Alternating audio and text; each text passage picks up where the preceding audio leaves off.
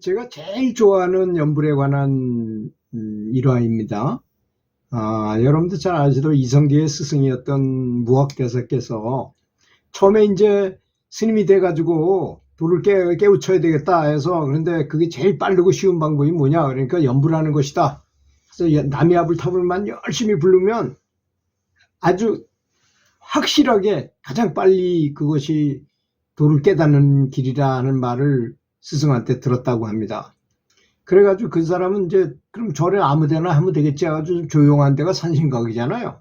산신각에 들어가 올라가가지고 거기서 연락의 아미타불을 불렀답니다. 정말 열렬하게 불렀대요. 그래서 이제 거기서 잠깐 앉아서 연불을 하다가 잠깐 선잠이 딱 들었는데 갑자기 신선이 탁 나타나더래요. 수염이 허연, 머리도 길고 허연 그런 신선이 탁 나타나더니 여보게, 여기는 말이야, 신선이 되고자 하는 사람들이 도 닦는 곳이 여기 산신각이야. 자네가 만약 부처가 되겠다고 한다면, 그래서 연불을 한다면 저 밑에 법당에 내려가서 해야지 왜 여기서 연불을 하는가. 저 밑에 내려가서 연불하시게 하면서 사라지더라는 겁니다. 깜짝 깨가지고 딱 생각해 보니까 정말 그렇구나. 저기 대웅전이라고 쓴 저 바로 저 법당에 들어가서 연불을 하는 것이 거기 부처님도 제대로 모셔져 있고, 그러니까 이 사람은 뭐 그런 것도 잘 모르고 하는 거예요. 무조건 저 조용한 장소가 거기 좋다고 생각하고 거기 가서 했던 걸 뿐이죠. 그래가지고 무학대사께서 이제 법당에 내려가서 하고 항상 부처님께 감사하면서 절하고 연불하고 계속 이것만 계속 반복하는 겁니다. 그때부터 3년 동안을 정말 용맹스럽게, 여러분들 뭐 용맹스럽다 하면 큰 장수가 칼을 들고 나와서 휘둘르고 이런 것만 용맹한 것이 아니잖아요. 아무것도 다른 일을 생각 안 하고 오로지 연불하고 절하는 것만 하면서 계속 하는 것이 바로 용맹심인 것입니다. 그렇게 아주 죽으라고 진짜 난 죽은 목숨이다 라고 생각하면서 그렇게 연불을 계속 하다가 정말 큰 빛을 보게 되면서 이분이 깨달음을 얻었다고 합니다. 근데 깨달음을 딱 얻고 보니까 여지껏 내가 아미타불을 불렀는데 내가 내 이름을 부르고 앉았더라는 것입니다.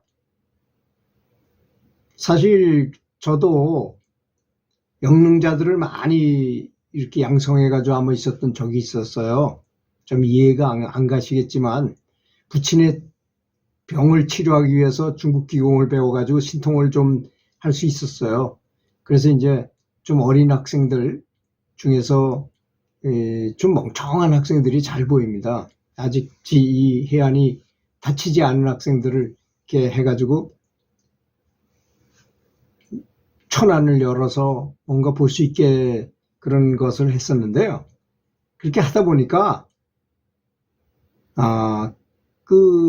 좀 멍청한 듯한 그 학생한테, 그리고 이제 그 학생들은 그걸 봤다 하더라도 말만 하고 그냥 없어져 버려요. 전혀 기억도 못하는 겁니다. 그것이 어떤 문제를 일으킬 만한 소지는 전혀 없어요. 그것이. 하여튼 내가 이제 선생님 주변에서 무슨 일이 벌어졌는지는 한번 봐라 하면서 이제 남이아불타불을 불러봤거든요. 그랬더니 그 친구는 남이아불타불도 잘 모르는데 저 부처님이 나타나가지고요. 그 부처님이 나타나면 어떻게 해야 돼? 그러니까 선생님 앞에 나와서 딱 서시더니 아주 빛으로 찬란하고 아주 황금빛이 아주 빛이 대단하게 밝은 부처님이 나오셔가지고요. 그럼 뭘 어떻게 하시대? 그러니까 여기 있는 빛으로, 부처님 빛이 이만하답니다. 이만한 빛으로 선생님 빛은 요만한데요. 거기를 이렇게 비춰주신답니다. 그러니까 선생님 빛이 이만큼 점점 커지더라는 것이죠. 그러니까 3년 동안은 그렇게 죽을 듯 말 듯 그렇게 아미타 부처님을 부르면 어떻게 되겠습니까? 하나가 될 거 아니, 나중에, 그죠? 처음엔 요만했던 거 점점 커져가지고 나중에 부처님과 같이 딱 되고 깨달음을 얻고 보니까 내가 내 이름을 불렀다는 말이 이해가 가죠. 그러니까. 그래서 그분이 그렇게 말씀하셨다고 합니다. 그래서 조선을 창건하는데 국사 노릇을 한 분이었잖아요. 그분이 굉장히 많은 혁혁한 그런 공덕을 쌓으시고 수많은 사람을 가르치시고 수많은 용상대덕들을 키워내신 그런 큰 스승이 된 것이죠. 그러니까 이 연불에 대한 이야기는, 연불 감흥록에 대한 이야기는 좀 그걸 현실적으로 받아들여 가지고 좀 생생하게, 저는 제일 싫어하는 게 뭐냐면 중국에 있는 연불 감흥록 또는 대만에서 일어났던 연불 감흥록, 일본에서 일어났던 그 사연을 그쪽하고 우리하고 굉장히 많이 다르잖아요. 문화도 다르고 장소도 다르고 또 그 사람들 사는 생활 패턴도 많이 다릅니다. 그런 얘기를, 그런 것만 보고 이렇게 듣고 이렇게 하다 보니까 좀 현실감이 좀 떨어지는 것이 좀 아쉬운 느낌이 들더라고요. 그래서 제가 계속 연불 감흥록을 써가지고 좀 현실감이 나게끔 이렇게, 어떨 때는 좀 각색도 하고 어떨 때는 들은 얘기를 좀 더 재밌게 좀 가공도 하고 또 어떨 때는 들은 얘기를 그대로, 또는 어떤 좋은 글이 있으면 그걸 그대로 퍼다가 이렇게 해가지고 사람들한테 알리는 작업을 아주 굉장히 오랫동안 했습니다. 지금까지 한 7년 정도 계속 매일같이 한두 편씩 써서 이렇게 올렸는데, 그거 제가 무슨 공덕을 얻기 위해서 그런 게 아니고 사실은 제가 제 스스로를 자극하기 위해서 한 것이 가장 컸습니다. 그런 축구를 잘하려면 축구 잘한 사람이 얻었던 그 영광, 뭐 발롱도르 상을 받았을 때 호날두의 표정, 이런 걸 자꾸 보고 해야, 또 뭐 테니스 조코비치가 뭐 25번을 우승해가지고 우승 상금을 얼마 받았고 이 사람이 뭐 얼마나 좋은 집에 살고 뭐 이런 것들을 많이 알아야지만 나도 해야지 이런 생각이 들 거 아니겠습니까? 그래서 제 스스로도 스스로 각성하기 위해서 그걸 한 것이 제일 크죠. 제가 뭐 유명인이 돼서 뭐 하겠습니까? 그분들이 많이 거기다 추천을 올리고 좋아요를 많이 하고 조회수가 많아진다 한들 저한테 누가 돈을 주는 것도 아니고 뭐 감사하다고 매일 전화에 걸어서 감사하다고 하는 것도 아니잖아요. 하지만 계속 하는 이유는, 제일 큰 거는 내가 내 스스로에게, 내가 공부하려면 그렇잖아요. 뭔가 하고자 하는 의욕이 생겨야 되잖아요. 저는 이걸로 테니스 선수 출신이 아니면서도 국가대표를 키운 사람이에요. 정말 제일 잘하는 사람을 키웠어요, 저는. 이렇게 항상 동기유발이 되는 말을 잘 해줘가지고. 근데 지금 와서 제가 후회하는 부분은, 동기유발하고 하게끔 하는 거는 잘했는데 제가 키운 선수들을 잘 다스리지는 못했어요. 그래서 저를 아주 뭐 정말 고마운 선생님으로 보거나 그러지는 않습니다. 아주 그냥 성질 더럽고 열심히 집착이 강하고 승부욕이 강한 사람으로 이렇게 기억하는 것 같더라고요. 제 느낌이 그렇습니다. 모르겠습니다. 그 사람들이 어떻게 생각하는지야 뭐 자기들 자유니까 제가 너 생각 그렇게 하지 말아라 이렇게 할 수 없잖아요. 매사를 하는 걸 보니 그런 것 같아요.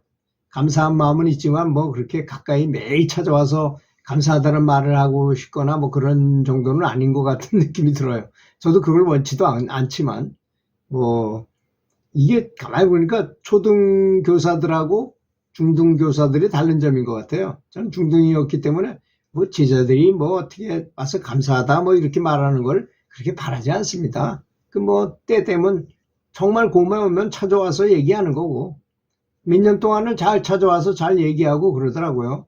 제가 키운 선수가 참 기라성 같은 사람이 되게 많습니다.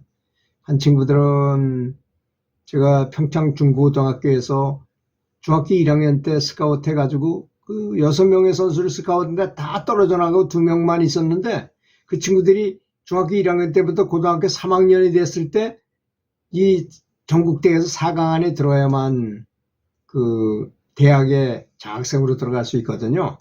그러면 한 5천만 원 버는 거잖아요. 그 돈 하나뿐 안 내고 학교를 다닐 수 있으니까. 그래서 그 친구들 그 4강에 들게 하기 위해서 정말 엄청 노력을 했어요.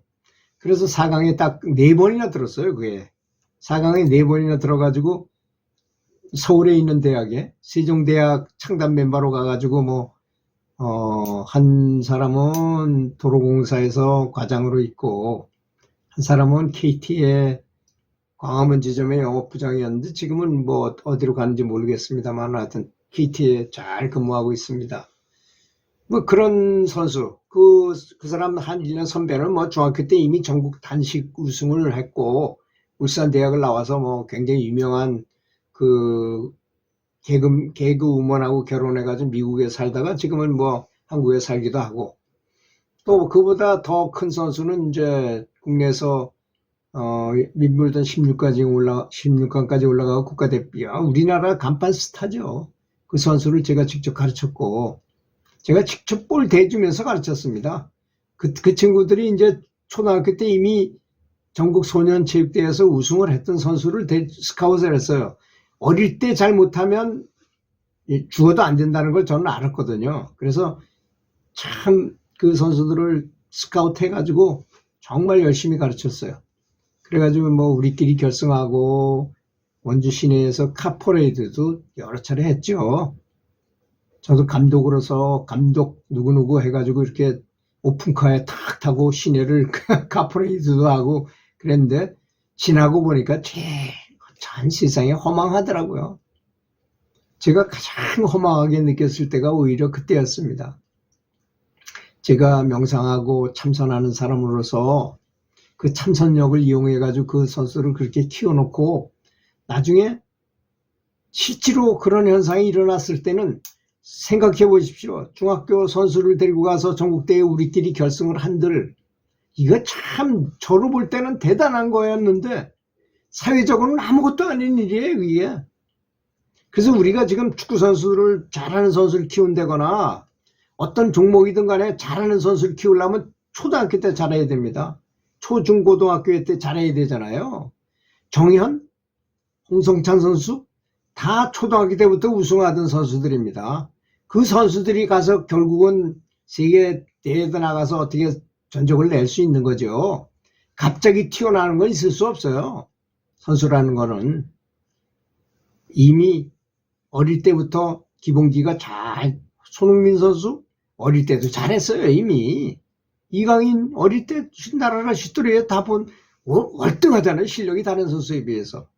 그러니까 잘하는 겁니다.